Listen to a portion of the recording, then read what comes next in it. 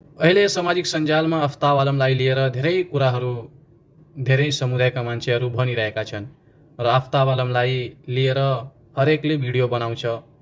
म धेरै हेरेपछि यो भिडियो बनाउँदैछु। अहिले जुन अवस्था अफ्ताब आलमको लिएर भइरहेको छ हाम्रो नेपालमा, यो एउटा हिसाबले मात्रै हेरिरहेको छ। किनभने अफ्ताब आलम मुस्लिम हो, त्यसैले अर्को समुदायले यस्तो भन्छ कि किन रिहा गरेको, अदालतले नराम्रो फैसला गरेको। म एउटा कुरा के भन्न चाहन्छु भने अदालत कसैको हुँदैन।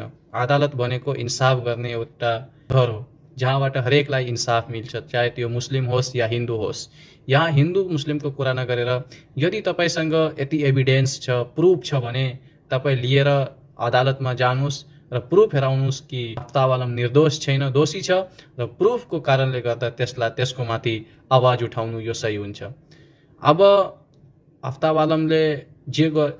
आलमले के गरे के गरेन त्यो कुराको प्रुफ छ भने दिनुहोस्, छैन भने यो मुद्दाको आवाज उठाउन सही होइन।